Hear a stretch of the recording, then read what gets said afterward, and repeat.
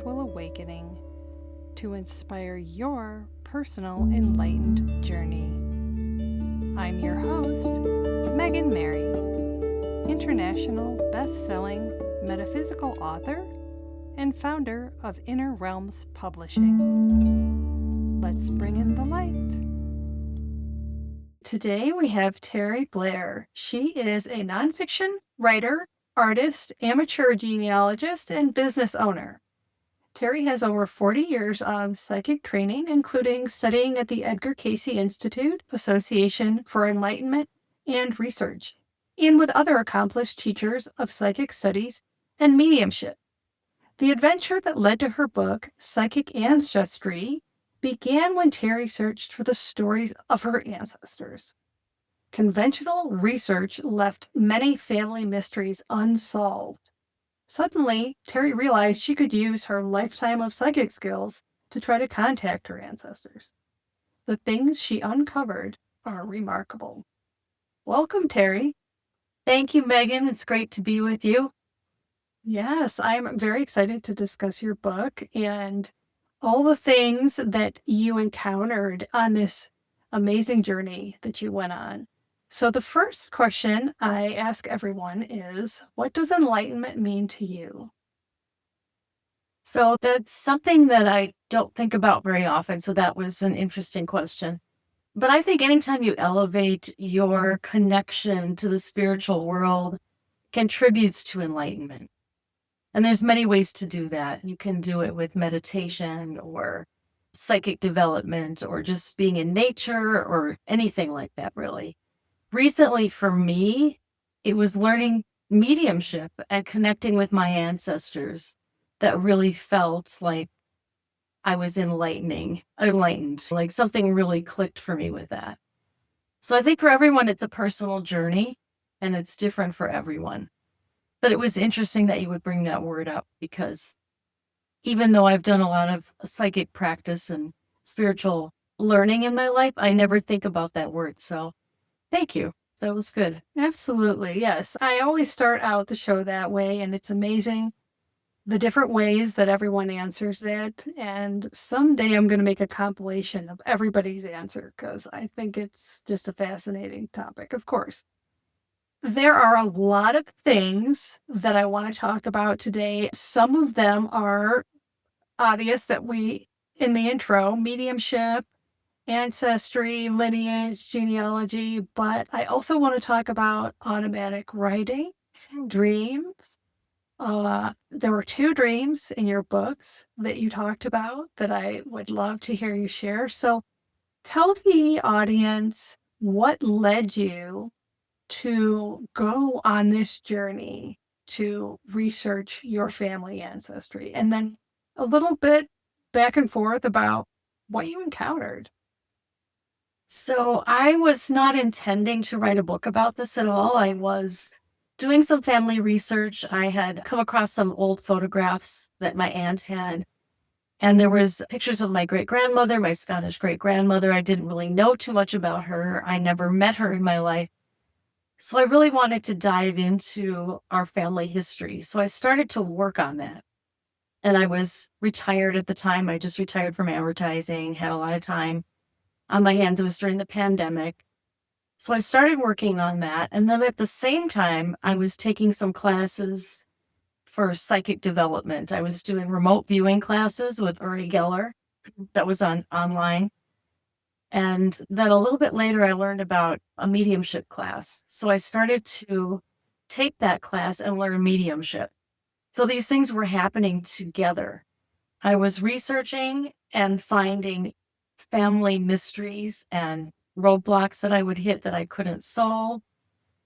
And as I was learning mediumship and having success with that, I thought, wait a second, I could probably just ask the spirits of my ancestors some of these questions and see if they can help me solve the issues. And a lot of times that did happen. And I talk about a lot of that in my book. So there's several references to that in the story. One of them being the father of my great-grandmother, Annie McIntosh. So we discovered that she was born illegitimate, which she didn't even know that as a child or as an adult or anything. She never knew that. She never knew her real age. She died thinking she was much younger than she actually was. Very interesting. And she didn't know who her real parents were in her life. So when I contacted the spirit of her mother, who ended up being a servant girl, not the parents that raised her and mother that raised her, that spirit gave me the name of Annie's father. So I'm not going to reveal the whole story right now, but that's something that takes a lot of explaining, and it's in the book. But that name I was given by the spirit ended up being what solved the mystery after some more legwork after that. So that was a really interesting, that was the first thing that happened. Okay. And that kicked off this spiral of research that led you so many interesting places and so many coincidences. I love when writers are almost real time experiencing and writing. I know for myself, I was going through this profound spiritual awakening when I was writing my fiction trilogy, and I was putting everything that I was experiencing and learning into the story. And it really makes it so much more personal. I haven't read a book as fast as I read yours, and it just felt like we hung out for 4 hours and you told me everything. It was just very accessible the way you told the story. And of course, there was that intrigue too, in terms of your Scottish ancestry and being able to fill in the blanks for what the ship manifests and so on weren't telling you, and the things that spirit was then able to tell you. So tell us a little bit about automatic writing and the role that played. So automatic writing, there's various ways to refer to automatic writing. It could be called inspirational writing, automatic writing. I use it more as a tool to connect with spirit, where the spirit gives me a message through telepathy. So I hear their message in my head and then I write it. I think in spiritualism, people sometimes actually let the spirit control their hand and they write. That's not how I used it or how I learned it. So I use automatic writing by asking a question and then going into a light meditation and then allowing the answer to come through and not judge what's coming, just write it down, which is a little tricky because your brain wants to say, oh, that can't be right. But you have to put that aside and just write what's coming to you. So I use that a couple of times, I believe, in my book. One of them was to connect with 3 ancestors that I call the Highland women, and that they are Scottish ancestors on my great grandmother Annie's side who lived in the Highlands of Scotland. And they came through very strongly in an automatic writing and gave me their story, which is in the book. And it's a very interesting insight into them, and also an insight into the history of psychic women in my family, that it goes back through the family line a long way back. And there's more to say about that particular subject, but the psychics in the family, but they gave me a very clear message with automatic writing. And then there was another time where I used it to connect to spirit. I had a photograph I was really interested in, and there was a mystery surrounding the photograph. I had no idea who was in this photograph. Maybe I knew one of the people, one of the women. It was 3 women and a baby. And I didn't know who these people were. So I thought I would use automatic writing to see if any spirits would come through and tell me who's in this picture. And a spirit did come through, but it turned out not to be correct. And there's a little mystery about that one. I don't want to reveal everything, but that one turned out to be a little trickster person. Yeah. And it's not unlike the wordplay, I'll say, that I experience in my dream messages, that it's sometimes it's not as obvious as it first comes through, I think. I have a similar experience with dream journaling with the automatic writing because I'm essentially picking up my journal in the middle of the night in the dark and writing. And I'm not fully awake. I'm in those transitional states where I have enough cognizance to think I should write this down, but not enough that when I wake up, I could have told you what I wrote down. And so I tend to get a lot of information and messages that way. And I just am letting the pen lead the way. That's exactly what I did. I let the words come and I just wrote it down and I didn't judge what I was writing. And then I would read it after the fact. It's really a cool way to connect with spirit, I think. Even if they're not always telling you the truth. Yeah, that's a whole other ball of wax, I think, is whether you can believe what's being communicated. And of course, the spirits can be just like humans in that not all of them have good intent. They might just want attention. They may not be really helpful. And I think that's why the practice of discernment, which we talk about a lot, is so important. I agree. And then also just being very focused when you do it and just making sure when you sit down to do automatic writing that you are putting some boundaries and rules in place, which I may not have done that day, but usually I do. That's a big part of it. Sure. Yeah. And there were a number of dreams, and then I remember when I read them, I was like, okay, I have to ask her about this. Is there one of the dreams that you like to share if it doesn't reveal too much? I had a couple of dreams.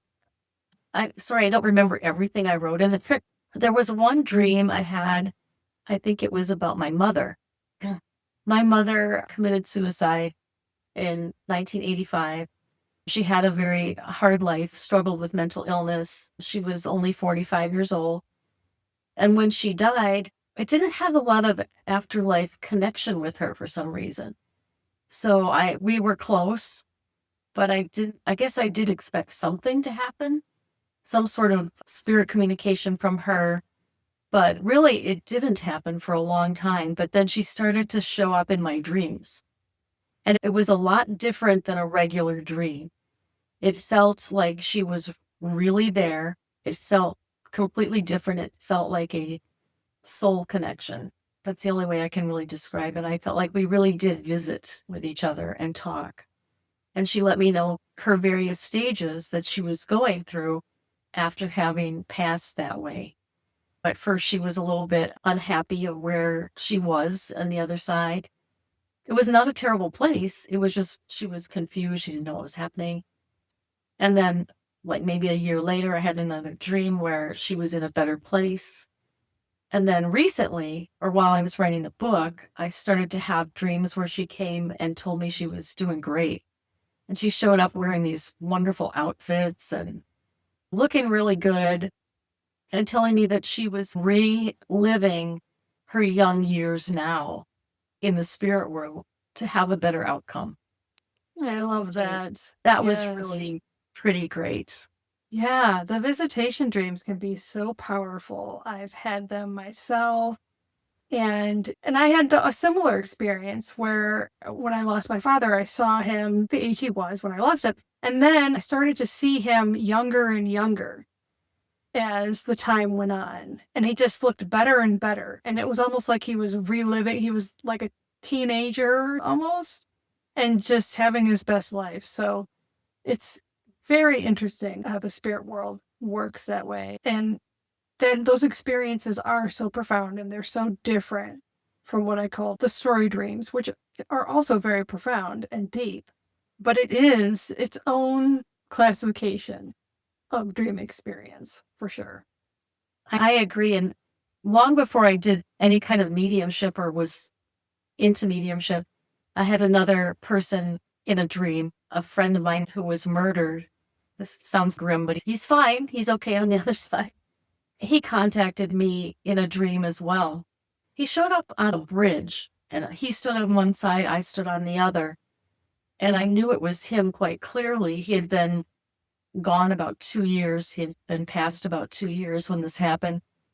And he told me that he was having a really hard time adjusting to the spirit world and he needed help. And he knew that in life, we were at one time roommates. He knew that I was into all kinds of spiritual things and psychic development. So he knew he could reach out to me and that I would listen. And at that time, I was not equipped to help him. I didn't know what to do, how to help a spirit get acclimated to where they are. So I reached out to another friend of mine at the time. I was living in Phoenix, and she was an established medium, and she helped him. And then he was able to move on. But that was in a dream too, and it was incredibly real. I knew it was, I guess I'm not really talking about dreams in a way. It's like a communication, but it appears to be a dream. Yeah, I think dream is the best word that we have for it, or the most common word, but it is not. I would call it otherworldly spiritual experience, maybe, but it does happen while you're sleeping or while you're transferring into those different brainwave states, which are similar to meditative states or trance states, but they have their own unique flavor, I think, too. And one little happy note about that story is that my friend was able to help him or to show him that he could help people on the other side who were transitioning from a very quick death like that. He could show up to help them with that. And he was willing to do it. So that was a positive thing. Yeah, I love that. If you are enjoying my podcast and are intrigued by dreams and stories of spiritual awakening, I would like to personally invite you to explore my international best-selling metaphysical trilogy, Witches of Maple Hollow. Like a mystical fairy tale, these fall-themed mysteries weave cozy supernatural fantasy into enchanting tales of magic and self-discovery. Start with Book 1, The Dream Haunters. The Book Life Prize calls it packed to the brim with surprise portals, ancient traditions, and dream worlds. Then dive into the elusive nature of reality in the Dream Mirrors. And finally, unravel ancestral riddles beyond time and space in the Dream Dimensions. Get your exclusive signed copies today at meganmary.com. Stop by the store while you're there and grab your dream journals, cozy blankets, pillows, candles, and more. And don't forget, they also are available in audiobook. Come visit me in Maple Hollow.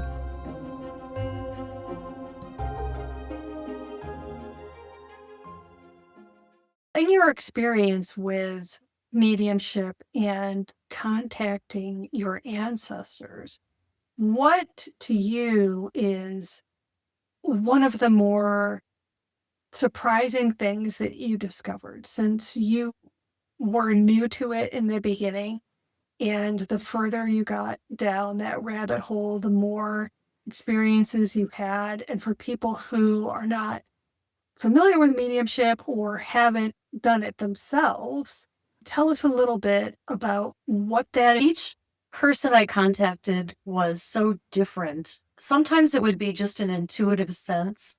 Like I'd be working on a story about someone and I would get a feeling, no, this isn't right. Look again at the information.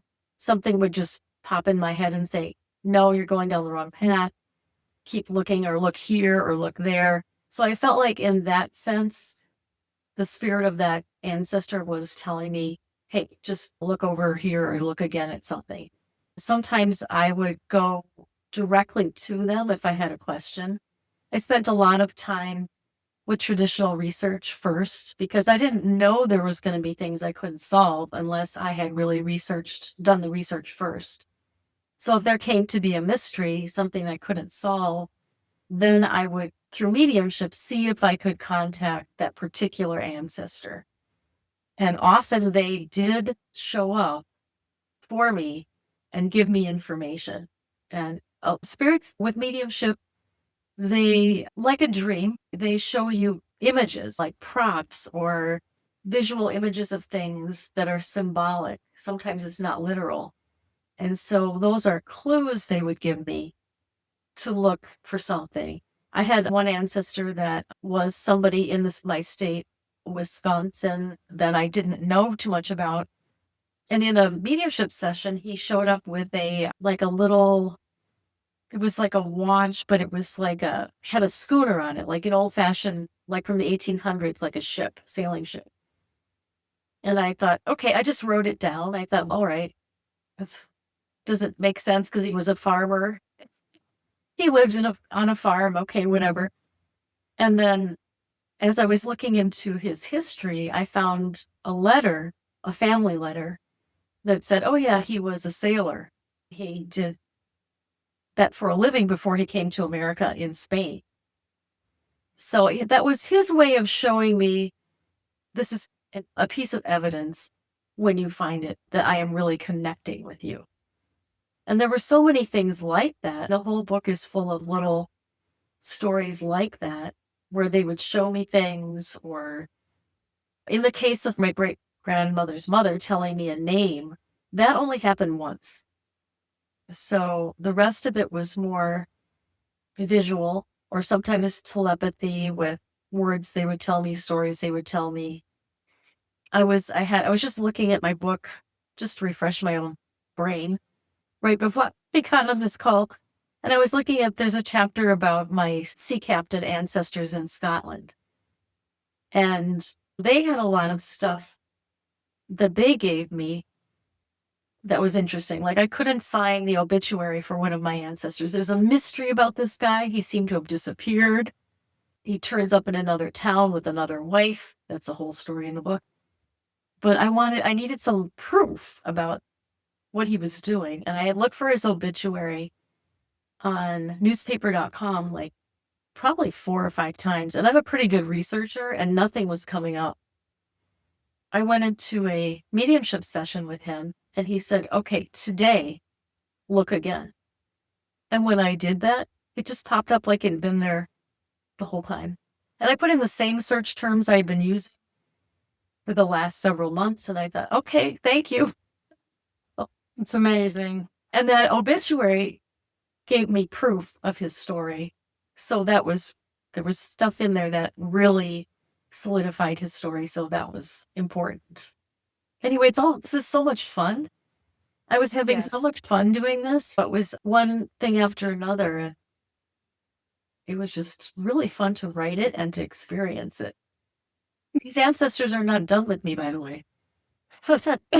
Yes, and to take the reader along for that journey too, because I personally have always been fascinated by my family history. A lot of people attempt to research their genealogy, and also when you get into the topic of ancestral healing, which is a whole other aspect, there's the uncovering of these hidden mysteries, but those spirits have stories to tell, and they have closure that they're seeking many times, and there's lineage healing that is taking place as part of your research and as part of your discovery.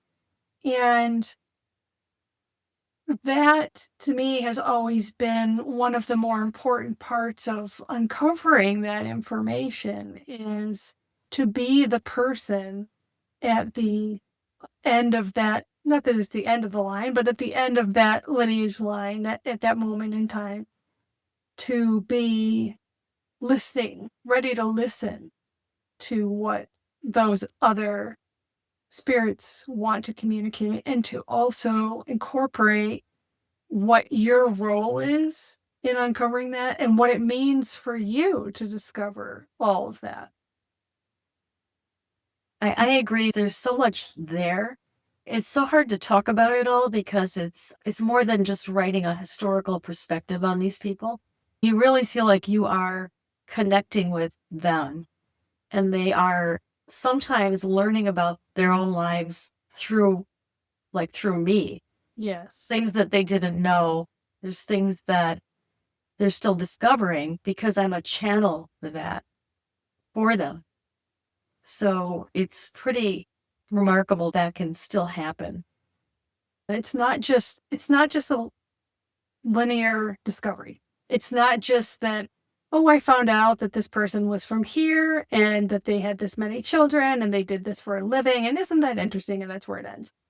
When you're discovering that people had illegitimate children or that they left their partners and were living down in the same town with other families and all these things that you discovered, that reveals it for all time, for everyone involved. And it changes.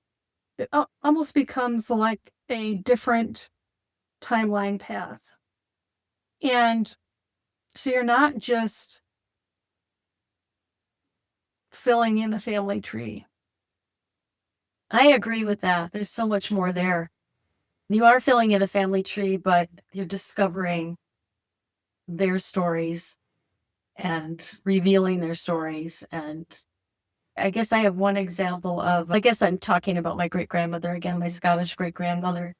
But I think for her not to have known who her real parents were, and now on the other side, she knows it. I truly feel like she didn't go to her grave with any kind of idea of that. But now she's discovering it along with me.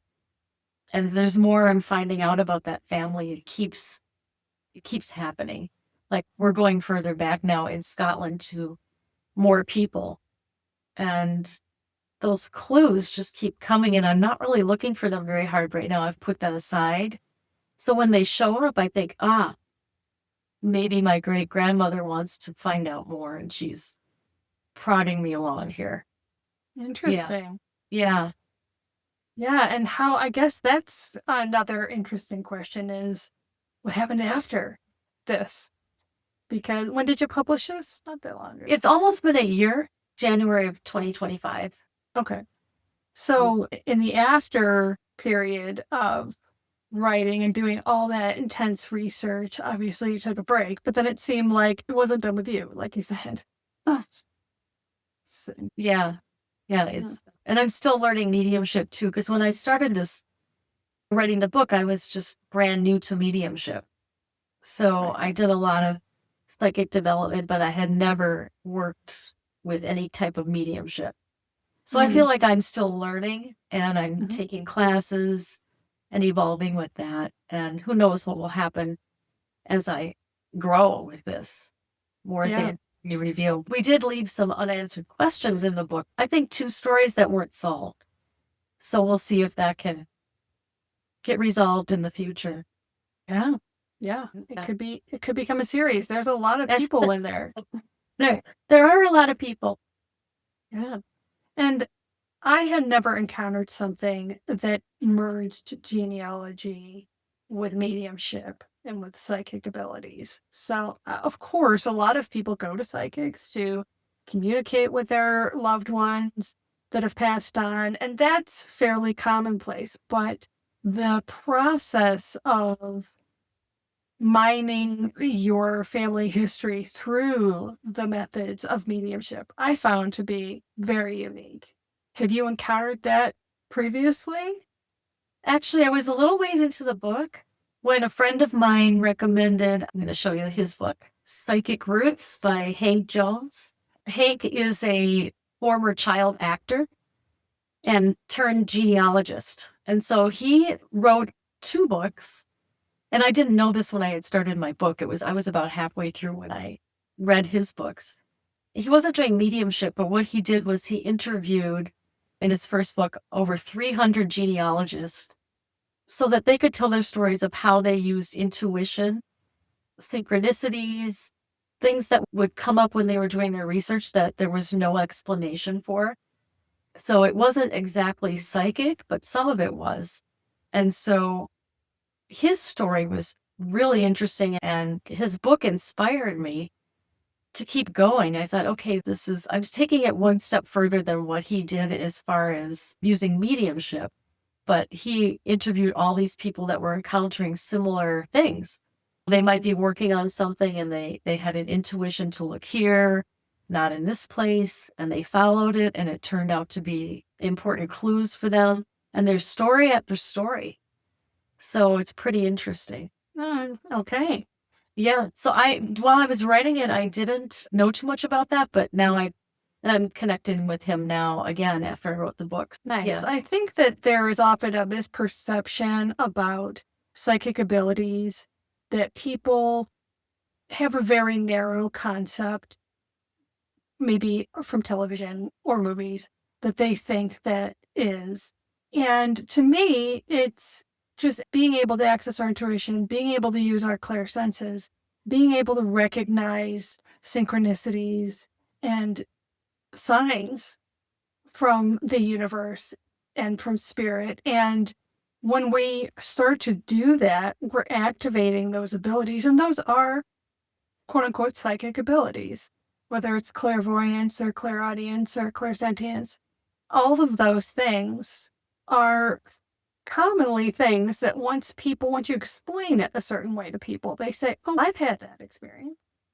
I've smelt something that wasn't there. I've heard a song in my head that had a message. I've seen a white feather over and over after somebody passed away. I had a visitation dream. I've all these things. And you're like, yeah, that's psychic ability. But pigeonhole it so much that they don't recognize that these are actually quite accessible abilities. And that all those things are there for us. Our brain is taught to filter them out.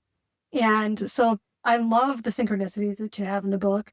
I love documenting the synchronicities that I encounter in my experience, because the more I got down this pathway, this spiritual pathway, the more obvious and rapid they started coming into my life. And it was so uncanny. You could never make it up. And I really enjoyed sharing it with my family and friends, because I was like, you're not going to believe this.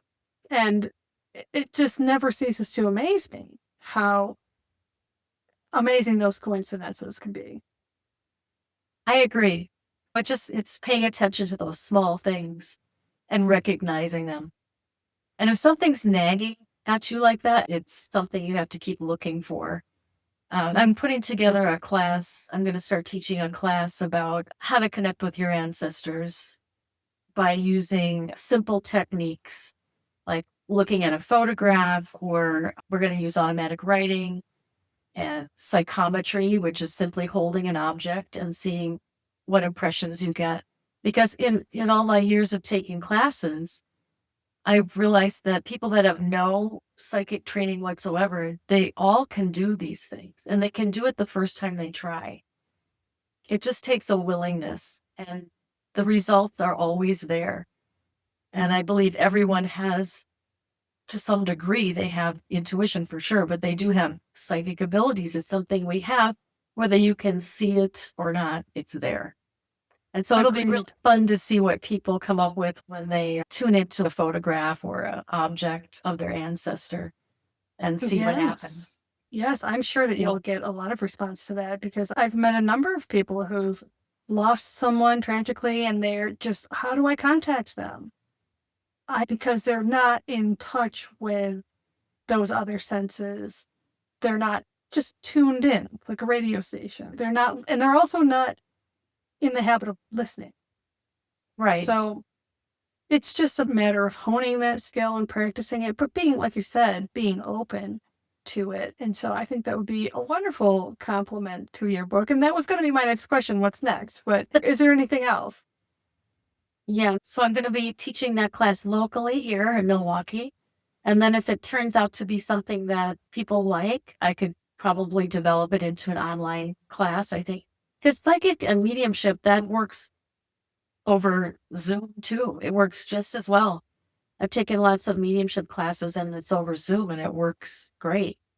Because spirit is energy, and energy is everywhere, and there's no confines to it, so it works. And then I am starting to work on another book right now. I'm starting research right now, but it's going to be about spiritualism, my home state. Turns out a pretty wild history here in this seemingly normal land of farm, rolling hills and farms. Yeah, We have a pretty good Wisconsin. spiritualist history, so Yeah. starting to work on that. Okay. For those who are interested in finding out more about the class that you're going to be holding, as well as your book and the other services that you offer, where can they find you? My website is terriblairauthor.com. And on social media, I'm also Terri Blair Author on Facebook and Instagram and Blue Sky. So that's basically where you can find me. And you can contact me always through my website. And I'd love to hear anybody's ancestor stories. I just love to hear everybody's stories, especially if there's a mystery. Ah, great. All right. We'll encourage everyone listening to go check out Terri's website and to leave your comments on this episode. If you have experiences, we'd love to hear them. And I will also add your book to the Women's Dream Enlightenment podcast Amazon storefront, as well as the bookshop.org storefront, so that everybody can find it there. Thank you for being here today, Terri, and sharing your story and your experience and your journey in discovering your psychic ancestry. Thank you, Megan. Thank you for listening. Did you enjoy this episode?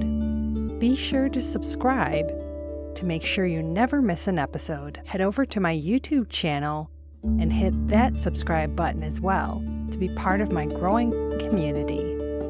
Are you ready to take the next step in your spiritual journey? Don't miss out on the new Dream Empowerment programs. Unique opportunities for you to unlock your inner wisdom, discover your authenticity, align with your higher self, and bring abundance into your life. If you'd like your dream or awakening story featured on my show, submit it today. Your dreams have the power to inspire and enlighten other women on their journey. Visit meganmary.com to find out more.